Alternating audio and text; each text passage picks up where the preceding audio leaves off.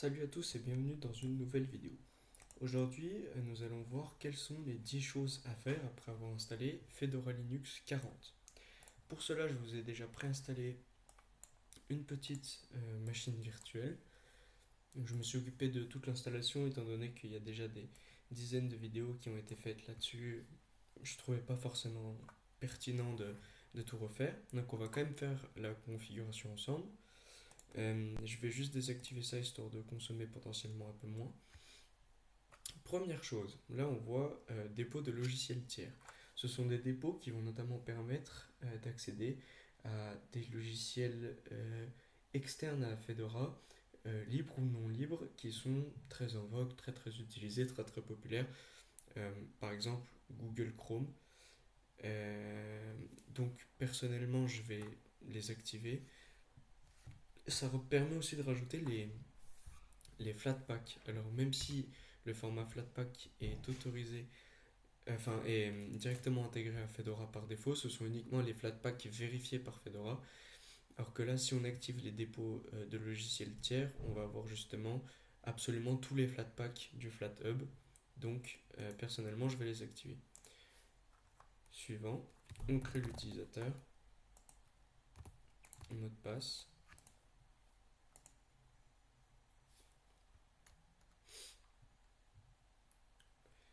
Alors, une fois arrivé sur le système, la première chose que nous on va faire, mais qui n'est pas indispensable si vous souhaitez utiliser votre système uniquement graphique, mais c'est de configurer le gestionnaire de paquets DNF de Fedora. Donc pour ce faire, on va utiliser l'éditeur de texte en ligne de commande nano et on va aller dans le fichier /etc/dnf/dnf.conf.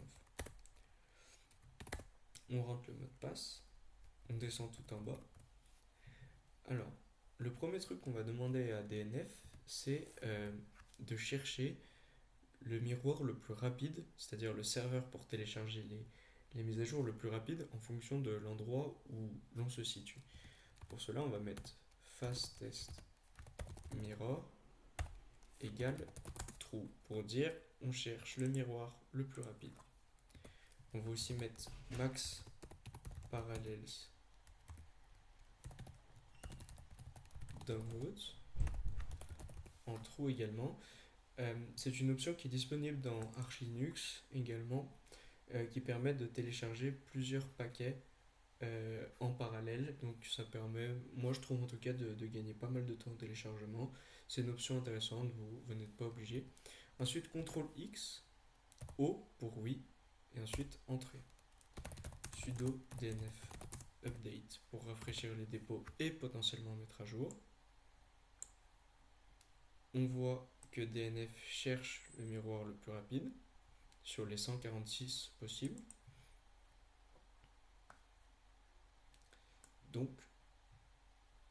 ça a l'air de marcher. Ensuite, il faut noter qu'il y a justement plusieurs moyens de mettre à jour son système. Sous Fedora, c'est possible de le faire directement de manière graphique avec GNOME logiciel que vous voyez ici. On a juste à cliquer sur mettre à jour, télécharger et ça les fera justement pendant le redémarrage, ou on peut utiliser sudo dnf update ou encore sudo dnf upgrade qui feront strictement la même chose. Nous, ce qu'on va utiliser, c'est GNOME logiciel pour l'exemple, parce que le but c'est de promouvoir un usage potentiellement un peu plus simple pour ceux qui débuteraient sous Linux. Donc, on va pas regarder en détail toutes les mises à jour qu'il y a, parce que ce serait pas forcément pertinent, mais voilà, personnellement je vais juste cliquer sur télécharger. Toutes les mises à jour vont être téléchargées en arrière-plan et ensuite le système va nous demander de procéder à un redémarrage.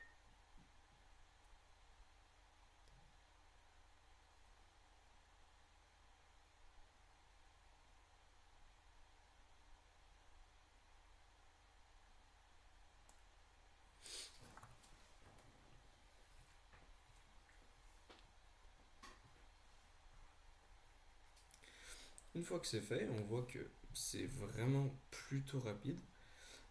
on va juste cliquer sur redémarrer et mettre à jour.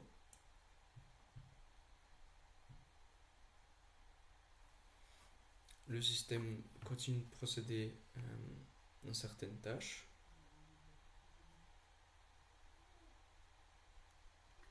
Et il nous propose de redémarrer, d'installer les mises à jour, ce que l'on va sélectionner.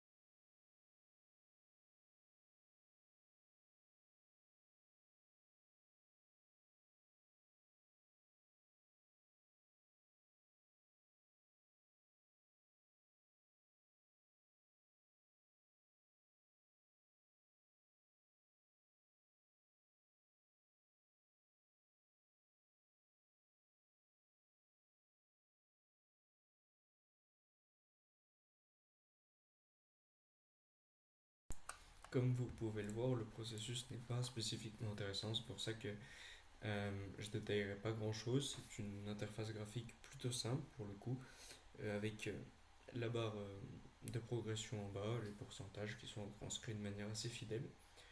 Et moi je trouve ça plutôt joli honnêtement pour une distribution Linux d'avoir un niveau de finition qui me paraît plus élevé que celui d'un Windows classique qui se mettrait à jour avec le classique écran bleu, puis la roue qui tourne sans fin.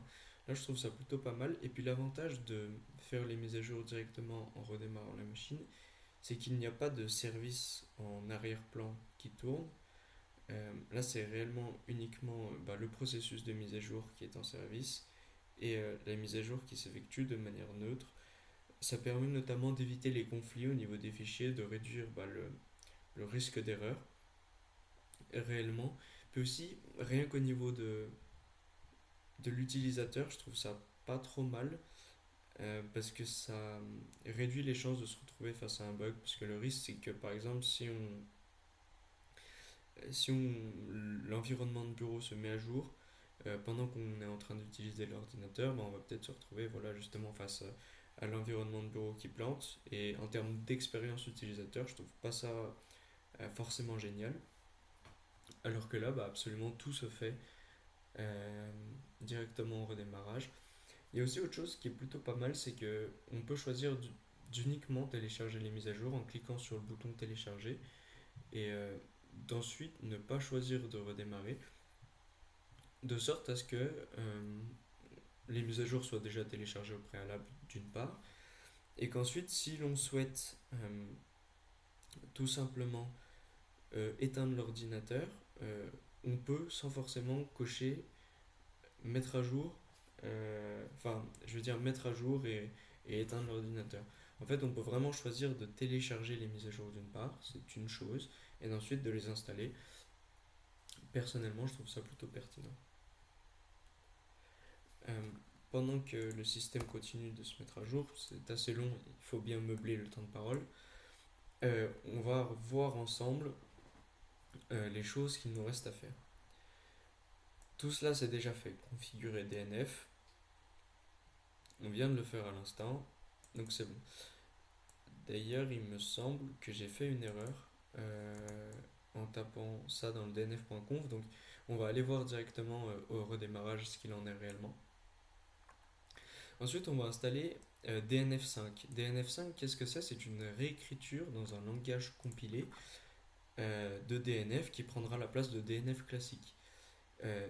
DNF sous sa forme actuelle sous Fedora, c'est un logiciel écrit en Python qui est plutôt lent, qui est très très puissant pour le coup, c'est-à-dire au niveau des fonctionnalités de ce que l'on peut faire avec, mais qui est d'une lenteur assez conséquente par rapport. Enfin, après j'abuse, voilà, si on est sur une machine plutôt correcte, c'est ça va pas réellement se ressentir, ce n'est pas gênant. Mais quand on compare à d'autres gestionnaires de paquets tels que APT ou encore Pacman, on se rend réellement compte de la différence entre un langage interprété et un langage compilé. Un langage interprété, qu'est-ce que c'est? C'est-à-dire que on écrit dans un langage de programmation, ici Python, mais on ne va pas le compiler, c'est-à-dire qu'on ne va pas le transformer en 0 et 1 pour la machine, en binaire. On va le garder tel quel, et c'est l'interpréteur installé sur la machine qui va lui s'occuper de faire la passerelle entre le code écrit et ce que l'on veut faire avec le code. Alors qu'un code compilé, ça va être un code qui va être retranscrit en 0 et en 1, c'est-à-dire quelque chose de compréhensible pour la machine durant un processus qui s'appelle justement la compilation et qui sera beaucoup plus rapide à l'exécution parce qu'il n'y aura pas tout ce travail d'interprétation à faire. Donc pour en revenir à DNF, actuellement il est écrit en Python, mais il y a eu un vrai travail de réécriture. Alors désormais il est réécrit en C ou en C++ pour la prochaine version, c'est-à-dire DNF5 qui arrivera bientôt. Et ce fameux DNF5 est directement installable dès maintenant, dès aujourd'hui, sur Fedora 40. Il est présent dans les dépôts et il remplacera DNF classique d'ici 6 mois dans la version 41. En plus de ça, je vais vous montrer comment installer les dépôts RPM Fusion. Les dépôts RPM Fusion, c'est des dépôts dans lesquels se trouvent des logiciels, des codecs, des pilotes qui sont non libres, c'est-à-dire dont on ne peut pas faire absolument tout ce que l'on veut avec le code, qui est protégé par des licences notamment. Parce qu'il faut savoir que Fedora essaie de respecter des standards qui font en sorte que elle n'utilise qu'uniquement des logiciels libres. Donc ça permet notamment d'installer des codecs qui sont très très pratiques, des pilotes, etc. On va aussi installer VLC qui en plus d'être le fameux logiciel que tout le monde connaît pour regarder des vidéos, contient aussi sous Fedora pas mal de codecs. Donc les codecs qui sont là et qu'on installera ensuite. On va regarder comment définir le nom d'hôte de la machine de manière à la fois graphique et en ligne de commande. Je vous montrerai comment ajouter les petits boutons pour maximiser et minimiser sur les côtés les fenêtres. Comme vous pouvez le voir ici, ce n'est pas forcément possible. Je vous montrerai comment installer le Flat Hub, c'est-à-dire le dépôt de Flatpak non libre, enfin non vérifié par Fedora, excusez-moi, qui ne sera pas disponible si vous n'ajoutez pas les dépôts tiers. Je vous montrerai enfin comment installer tout ce qui va être les paquets pour zipper et dézipper, pour compresser et décompresser, parce que par défaut ce n'est pas disponible sous Fedora. Et ensuite quelques applications supplémentaires qui pourraient vous être utiles et qui ne sont pas forcément installées par défaut. Et enfin comment afficher le pourcentage de la batterie. Donc notre Fedora 40 est mis à jour. On va voir comment installer DNF5. DNF5 c'est simple. On va ouvrir un terminal. On a juste à faire sudo dnf install dnf5 et dnf5 plugins, entrer le mot de passe. Bien entendu, j'ai oublié le 5 plugin. On met oui.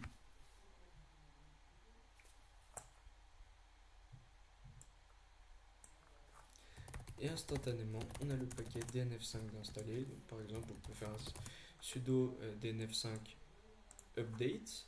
Et si on ouvre un autre terminal, nouvelle fenêtre, et qu'on compare le temps d'exécution, sudo DNF5 update. Bon, là, comment dire, il reconstruit sa base de données, il me semble. Il remet à jour absolument tous les dépôts. On va aller faire une première fois les deux et ensuite on va comparer la vitesse d'exécution. Voilà. On va le faire avec un autre paquet histoire que vous voyez potentiellement mieux la différence. Donc avec le DNF classique sudo dnf install nofetch, comme de par hasard, on voit que le logiciel est assez rapide. Pile au moment où je veux montrer la différence de vitesse d'exécution entre les deux, ça illustre aussi bien le fait que DNF classique n'est pas aussi lent que ce qu'on en dit, mais voilà. Et donc avec DNF5, mais c'est déjà installé, je suis bien bête.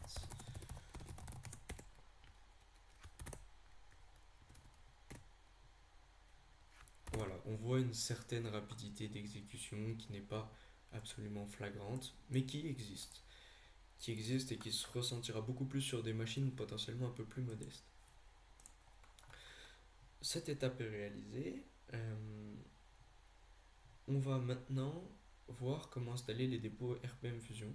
Or, c'est une commande que je remettrai en commentaire, je pense, qui est assez longue, qui n'est pas de moi. C'est pas moi qui ai listé tout ça, mais que vous pouvez retrouver directement sur le site d'Adrien Linuxtrix. Si vous tapez Adrien Linuxtrix RPM Fusion,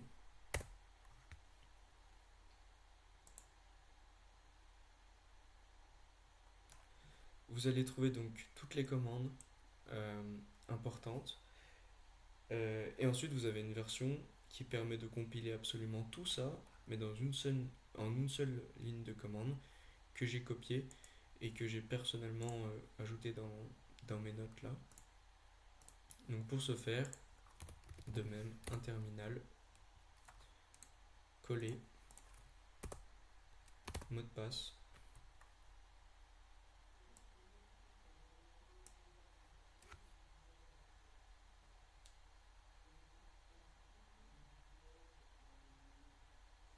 j'aurais dû utiliser DNF5 typiquement pour l'exemple, potentiellement que ça aurait été un peu plus rapide, même si on n'aurait pas vu une différence flagrante. Maintenant que tous ces dépôts sont installés, on va aller voir dans GNOME Logiciel, mais en théorie, dans GNOME Logiciel, ces dépôts ont également été ajoutés. C'est ce que l'on constate, tous les dépôts RPM Fusion ont été ajoutés, donc c'est parfait.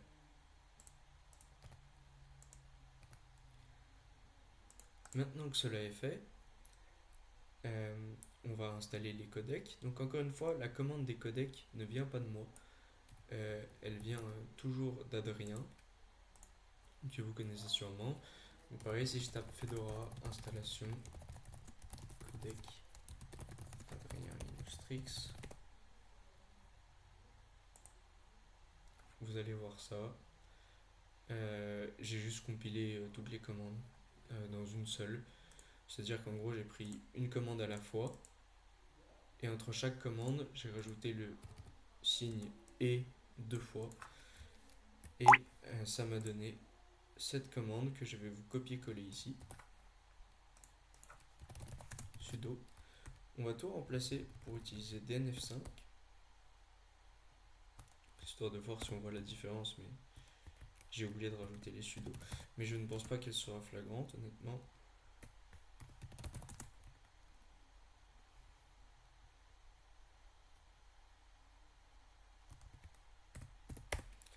Et donc pendant que cela se fait, je vous ai déjà dit que VLC du coup dans Fedora propose tout un tas de codecs également. Moi personnellement je vais l'installer ici parce que je trouve que c'est une application qui est plutôt pratique pour voir des vidéos, puis c'est un projet français de mémoire, d'origine française. Donc voilà, je vais l'installer. Après, libre à vous de le faire ou pas. Ce qu'il faut aussi savoir, c'est que vous voyez, il y a pas mal de codecs justement qui s'ajoutent ici dans les noms de paquets qui vont être installés. Ce qu'il faut savoir aussi, c'est que toutes ces manipulations sont faisables de manière graphique. Par exemple, si je tape VLC, je vais pouvoir directement installer VLC, et ce de plusieurs sources. Du FlatHub, c'est-à-dire le dépôt dont on a parlé, mais aussi directement de chez Fedora. Donc là c'est un bug parce que je pense que le cache n'a pas été rafraîchi, mais VLC est bien installé. Concernant les codecs, de même si vous descendez tout en bas dans GNOME Logiciel, vous avez les codecs et vous pouvez les sélectionner un par un pour les installer. Là, on voit qu'il y en a qui n'ont pas été sélectionnés à l'installation. On peut le faire manuellement, histoire de tous les avoir installés. Là, on voit qu'il y a un problème, comme quoi il est déjà installé. J'ai déjà cliqué, mais c'est-à-dire qu'en fait, à mon avis, le cache n'a pas dû se rafraîchir correctement. Mais si on regarde au niveau des erreurs, il me dit que ce n'est pas possible de les installer car ils sont déjà installés.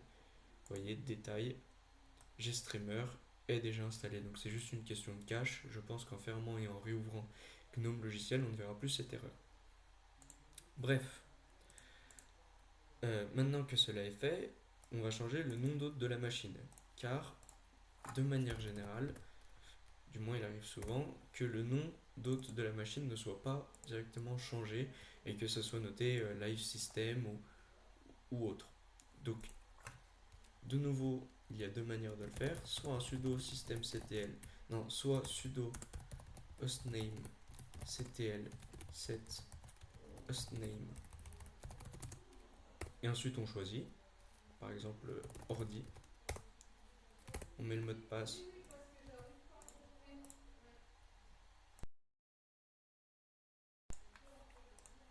et en fermant et en rouvrant le terminal, on observe que le nom a changé, soit en utilisant directement les paramètres et en mettant à propos et en changeant le nom de l'appareil. Ici on va remettre Fedora, et qu'est-ce qu'on constate?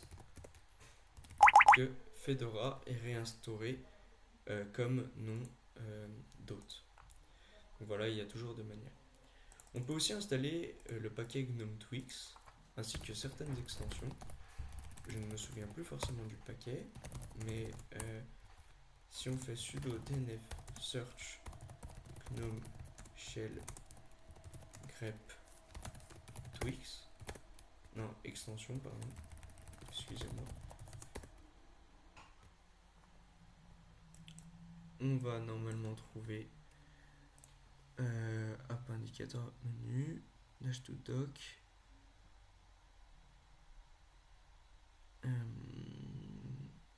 comme de par hasard je ne vais pas le trouver, extension, à propos de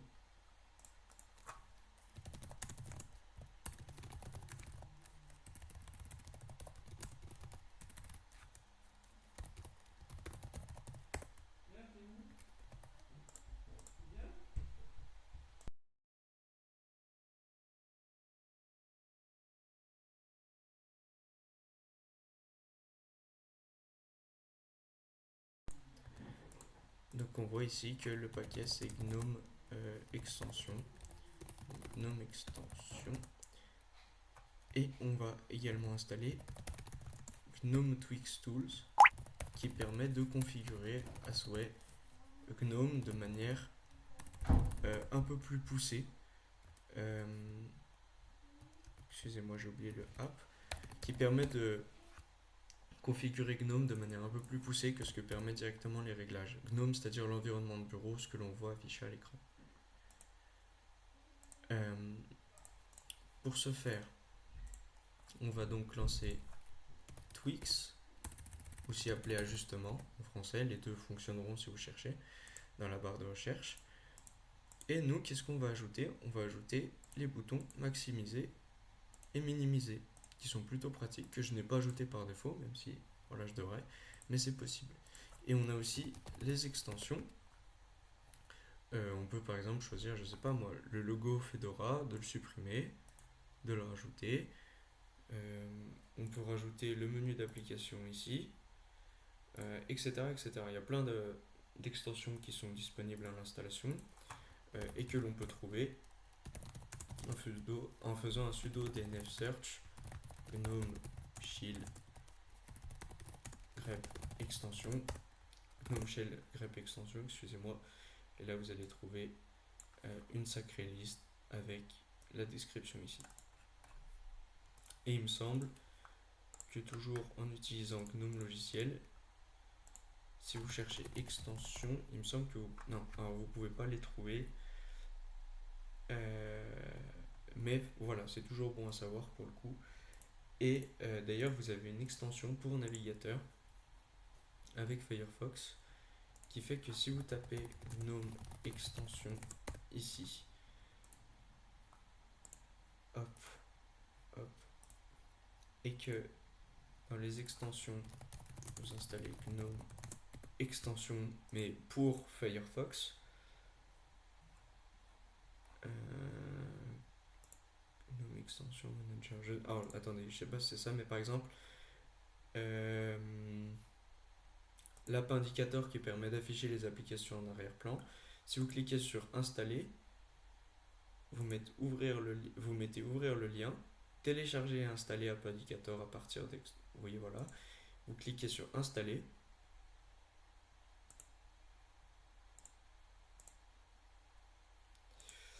Il y a un bug. Ah oui, parce que d'abord il faut installer l'extension pour navigateur qui est ici. Alors attendez.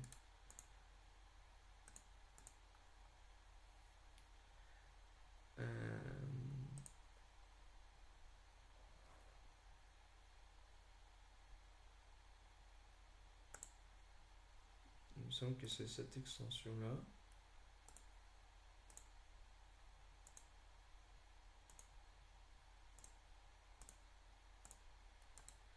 Bon écoutez, ça n'a pas l'air de marcher.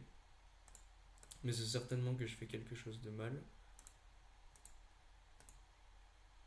App indicator, site web de l'extension.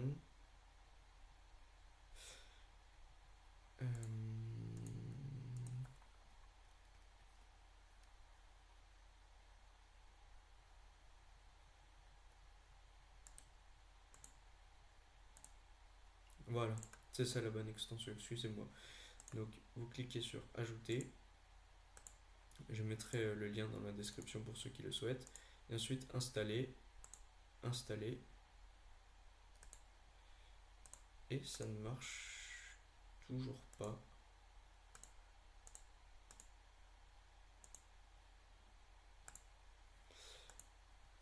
Bah écoutez, je saurais pas vous dire. Mais en théorie, c'est censé marcher. Donc ça, c'est pour les extensions. On a les dépôts additionnels. Donc par exemple, là, j'ai noté si les dépôts additionnels ne sont pas ajoutés à l'installation et qu'on veut les Flatpak directement du FlatHub, mais qui ne sont pas proposés par Fedora sans l'ajout des dépôts additionnels, on a juste à utiliser cette commande-là, toujours dans le terminal, Flatpak remote modify enable FlatHub. Et ça sera fait, et là vous aurez accès à absolument tout le FlatHub sans concession. Pour tout ce qui va être paquet pour zipper et dézipper, c'est-à-dire vous savez, des fois vous téléchargez des archives sur le net, bien il est intéressant de pouvoir extraire ces documents, et par défaut, sous Fedora, si vous faites sudo dnf search info-zip, bah vous voyez qu'il n'est pas installé, il me semble. Bien si, il a l'air d'être installé. Attendez, on va voir ça tout de suite. Alors voilà, non, les paquets zip et unzip, excusez-moi, ils sont installés, mais tout ce qui va être pzip, pzip plugin et unrar, qui sont d'autres outils de décompression, ne seront pas installés par défaut, et donc la commande à installer, enfin à utiliser, ce serait sudo dnf install-y et pzip et pzip plugins et le paquet unrar pour pouvoir absolument tout décompresser. Une fois que cela est fait, je trouve que Fedora, brut de décoffrage, manque potentiellement de certaines applications. Par exemple, il n'y a rien pour gérer les photos. Pour cela, on peut soit directement chercher photos et voir que GNOME Logiciel nous propose un logiciel, donc on va l'utiliser pour le coup. Encore une fois, plusieurs sources, soit le Flatpak de chez Fedora, soit le paquet RPM de chez Fedora, soit celui du FlatHub. Moi je vais choisir le RPM classique, donc on va ici l'installer. Mais il manque aussi d'un client mail. Si vous cherchez mail, n'allez pas trouver quoi que ce soit pour les gérer. Et pour ce faire, soit vous avez le choix entre Jerry, parmi tant d'autres, hein, bien entendu. Jerry qui est directement proposé par le projet GNOME, il me semble. Euh, soit Thunderbird par Mozilla, donc le même éditeur, enfin anciennement par Mozilla, le même éditeur que Firefox, qui est beaucoup plus complet, mais aussi beaucoup plus lourd. Donc pour une meilleure intégration à GNOME, personnellement je choisirais Jerry.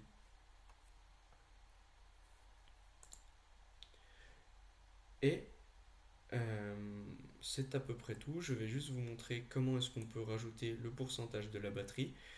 Mais étant donné que cette machine virtuelle est une machine virtuelle justement, je vais vous le montrer directement sur ma machine à moi via un terminal. On peut également le faire de manière graphique, d'après mes notes. Donc vous lancez les paramètres et vous allez avoir un réglage. Bon, moi mon ordinateur est en espagnol, mais montrer le pourcentage de la batterie tout en bas des réglages sur l'énergie ou la batterie, je ne sais pas comment ça sera affiché chez vous. Et vous cliquez dessus et le pourcentage de la batterie s'affichera. Ou alors, vous pouvez utiliser cette commande.